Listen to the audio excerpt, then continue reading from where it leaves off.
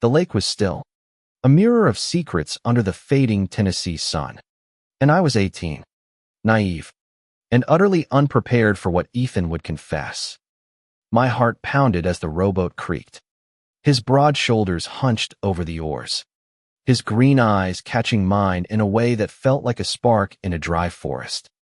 I'd known him as my best friend's uncle, a man of quiet strength. But out here, alone, the air between us crackled with something unspoken. I'd grown up in Willow Creek, a small town where everyone knew your name and your sins. It was 1998, and being different wasn't just frowned upon, it was a risk. I was Caleb, the lanky kid with messy brown hair who hid behind a crooked smile and a fishing rod. My best friend, Tommy, was the golden boy, his family the kind of perfect that made you feel less. His uncle Ethan, though, was different. At 32, he was a mystery, a man who'd left town after high school, returned a decade later, and spoke little of where he'd been.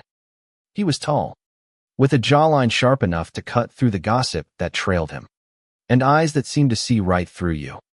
That summer, Tommy's family invited me to their lake house for a week. I was thrilled mostly because I'd get to fish, but also because Ethan would be there. I'd always felt a pull toward him, a mix of admiration and something I couldn't name. When he offered to take me fishing alone one evening, I didn't hesitate. Just us, he'd said, his voice low, and I'd nodded, my stomach flipping like a fish on a line. We pushed off from the dock as the sky burned orange. The lake was a sheet of glass, reflecting the pines and the weight of what we weren't saying. Ethan rowed with steady strokes, his flannel shirt rolled up to his elbows, revealing forearms tanned from years of hard work. I fumbled with my fishing rod, pretending to focus, but my eyes kept drifting to him. He caught me staring and smiled a small, knowing curve of his lips that made my chest tighten. "You ever feel like you're hiding something, Caleb?" he asked, his voice soft but piercing. The question hit like a stone dropped in still water. I froze, my fingers tightening around the rod. "What do you mean?" I managed, my voice barely above a whisper. He didn't answer right away. Instead, he cast his line, the lure arcing gracefully before it sank into the lake. "I've been hiding most of my life," he said finally, his eyes fixed on the water. "Thought I could outrun it. Left this town. Went to Chicago. Tried to be someone else. But it follows you, doesn't it? The truth."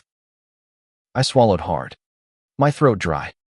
I'd spent years burying my own truth, locking it away behind jokes and late-night prayers for normalcy. In Willow Creek, boys like me didn't get to feel the way I did not about other boys, and definitely not about men like Ethan. But out here, with the world reduced to this boat and the space between us, I felt the walls I'd built start to crack. "What truth?" I asked, my voice trembling. He looked at me then, his gaze steady, and I saw something raw in his eyes, something that mirrored the ache I'd carried for years. "I'm gay, Caleb," he said, the words simple but heavy, like they'd been trapped in his chest for too long. "And I think you might be, too." The air left my lungs. I wanted to deny it, to laugh it off, to jump into the lake and swim back to the safety of ignorance. But his words pinned me in place, and the truth I'd buried clawed its way to the surface. I stared at him, my heart racing, and realized this moment wasn't just about him, it was about me, too. The boat rocked gently as silence stretched between us. I could have lied, could have said he was wrong, but the weight of his confession gave me courage. I think I am," I whispered, the words tasting like freedom and fear. Ethan's face softened, and for the first time, I saw him not as Tommy's uncle, but as a man who'd fought the same battles I was just beginning to face. He reached out, his hand resting on mine, warm and steady. "It's okay to be scared," he said, "but you don't have to be alone." His touch sent a jolt through me, not just because it was him, but because it was the first time I'd felt seen. The lake, the sunset, the world had all faded, and there was just us, two souls caught in a moment that felt like the edge of a cliff. But then we heard it, the low hum of a motorboat in the distance. Ethan pulled his hand back, his expression tightening. "That's probably Tommy's dad," he said, his voice low. "We should head back." My stomach dropped. Tommy's dad, Pastor Jim, was the kind of man who preached fire and brimstone on Sundays and expected perfection from his family. If he suspected anything, this moment of truth could turn into something dangerous. As Ethan rode us back, I felt the weight of what we'd shared settle into my bones. I wasn't just Caleb anymore, I was someone who'd spoken his truth, even if only to one other person. But the hum of that motorboat reminded me that the world beyond this lake wasn't ready for it. And as we neared the dock, I wondered, could I keep this secret? Or would it change everything? The dock creaked under our weight as we tied the boat, the hum of the motorboat fading into the evening. Ethan's confession hung in the air like humidity, heavy and inescapable. My heart was still racing, torn between the thrill of being seen and the terror of what it meant. Back at the lake house, the atmosphere was warm but tense. Tommy's family was gathered around the dinner table, Pastor Jim at the head, his wife, Ellen, serving fried chicken, and Tommy cracking jokes to keep things light. I sat across from Ethan, trying not to meet his eyes, afraid they'd betray what we'd shared. Pastor Jim's voice boomed as he recounted a sermon about resisting temptation, his gaze lingering on me a moment too long. Did he know? Could he sense it?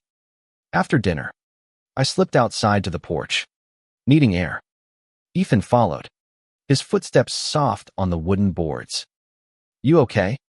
he asked, leaning against the railing, his silhouette sharp against the moonlit lake. I nodded, but my hands shook as I gripped the railing beside him. "I've never told anyone," I admitted. "Not even Tommy." Ethan's expression softened. "I didn't tell anyone until I was 25, he said. "And even then, it cost me. Chicago was supposed to be my escape, but it wasn't all freedom. Lost friends, family, people who couldn't handle it." His voice cracked, and I saw the weight he carried, not just his truth, but the scars it had left. I wanted to ask more, to know how he'd survived. But Tommy burst onto the porch, a beer in hand. "What's with the serious faces?" he teased, oblivious to the tension. Ethan laughed it off, but I saw the flicker of caution in his eyes. Tommy was my best friend, but he was also Pastor Jim's son. If he found out, would he still be my friend? The next day, Ethan suggested another fishing trip, just the two of us. I hesitated, remembering the motorboat, but the pull of being near him was too strong. Out on the water, he told me more how he'd fallen in love in Chicago, a man named David who'd taught him what it meant to be himself. But David had left, unable to handle the pressure of a world that wasn't ready for them. "I came back here to start over," Ethan said, his voice thick. "But I didn't expect to find you." His words hit like a punch. Me? I was just a kid, barely out of high school, with no idea how to navigate this. But the way he looked at me, like I was more than Willow Creek's misfit, made me want to be brave. I reached for his hand, my fingers trembling, and he didn't pull away. For a moment, it was just us, the lake, and the possibility of something real. But then the storm came.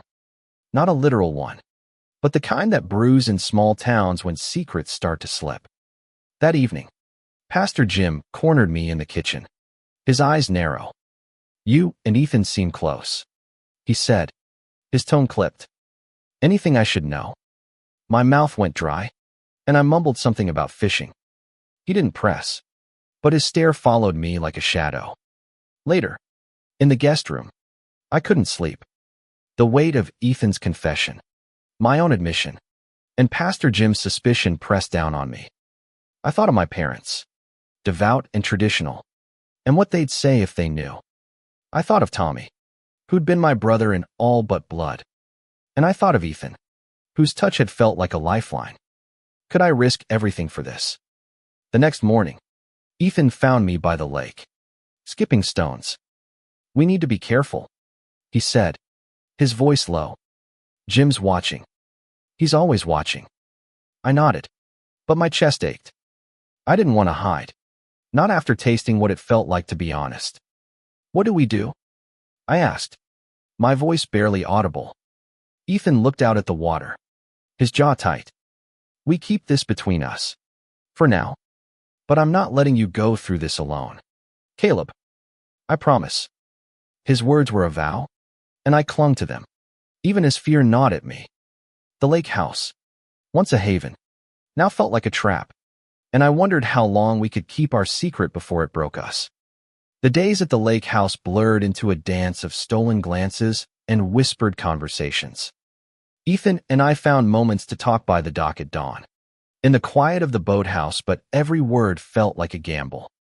Pastor Jim's presence loomed, his sermons about righteous living growing sharper, as if he sensed the truth we were hiding. One afternoon, while Tommy and his mom were in town, Ethan and I slipped away to a hidden cove. The air was thick with summer heat, and we sat on a fallen log, our knees brushing. He told me about his life in Chicago nights at underground bars, the thrill of being himself, the pain of losing David. I thought I'd never feel that way again, he said, his voice soft.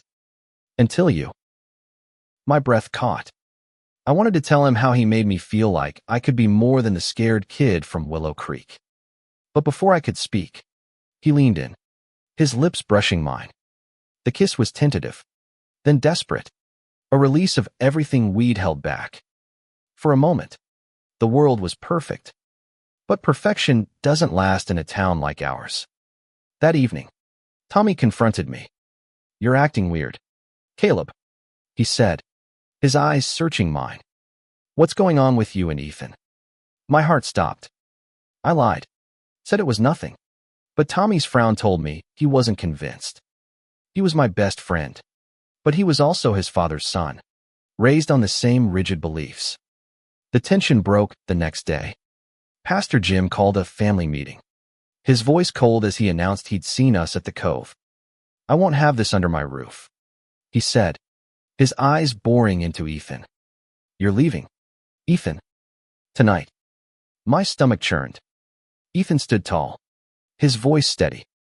I'm not ashamed of who I am, Jim. And neither should Caleb. The room exploded. Pastor Jim shouted about sin. Ellen cried. And Tommy stared at me like I was a stranger. I wanted to disappear, to take back every moment. But Ethan's hand on my shoulder grounded me. You don't have to hide, he whispered, even as Jim ordered him to pack. That night, Ethan left. I watched his truck disappear down the gravel road, my chest hollow. Tommy wouldn't look at me, and Pastor Jim's silence was louder than any sermon. I was alone, exposed, and terrified. But Ethan's words echoed, you don't have to hide. I clung to them, even as I faced the fallout.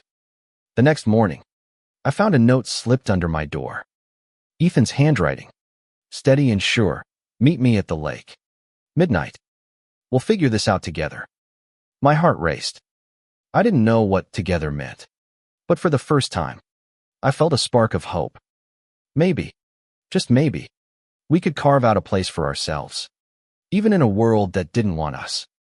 Midnight came, and I crept to the lake, the moonlight guiding my steps. Ethan was there, waiting by the dock, his silhouette a beacon in the dark. I couldn't leave you, he said, pulling me into a hug that felt like home. We sat by the water, plotting our next move. He'd found a job in Nashville, a city where we might blend in, where we could be ourselves. Come with me, he said, his eyes pleading. We'll start over. I wanted to say yes, but fear held me back. My parents, Tommy, the Townthe'd all turned their backs. But as Ethan talked about a life where we didn't have to hide, I saw a future I'd never dared imagine. We kissed again, under the stars, and for the first time, I felt like I could breathe. But Willow Creek wasn't done with us. The next day, Tommy cornered me. You're leaving with him, aren't you? He asked, his voice thick with hurt. I nodded, unable to lie anymore. He didn't yell, didn't preach, just walked away. It broke my heart, but I knew I couldn't stay. Pastor Jim was worse. He called my parents, told them everything. By evening, they were at the lake house, their faces pale with shock. "You're not our son if you choose this," my dad said, his voice shaking. My mom cried, begging me to fix myself. I wanted to scream that there was nothing to fix, but the words stuck in my throat. Ethan found me later, sitting by the lake, tears streaming down my face. "You don't have to decide now," he said, his hand warm on my back. "But I'll wait for you, Caleb, as long as it takes." His belief in me was a lifeline, but the choice was mine, and it felt like choosing between my heart and my home. That night, I packed a bag. I left a note for my parents, telling them I loved them but couldn't live a lie. I left another for Tommy, hoping one day he'd understand. As I slipped out, the lake house silent behind me, I felt both free and terrified. Ethan was waiting at the edge of town, his truck idling. I climbed in, my hands shaking, and we drove into the night, toward a future we'd have to build ourselves. Nashville was loud, bright, and overwhelming, but with Ethan by my side, it felt like possibility. We found a small apartment, a place to start over. I got a job at a bookstore. He worked construction, and slowly, we built a life. It wasn't easy. There were nights I missed Willow Creek, missed Tommy, missed the family I'd lost. But every time Ethan smiled at me, every time he held my hand in the quiet of our home, I knew I'd made the right choice. Months later, I got a letter from Tommy. He'd left Willow Creek, too, unable to stomach his father's rigid world. "I'm sorry I didn't understand," he wrote. "I'm proud of you." Tears blurred my vision as I read it, and Ethan pulled me close, his warmth a reminder that I wasn't alone. We went back to the lake one last time.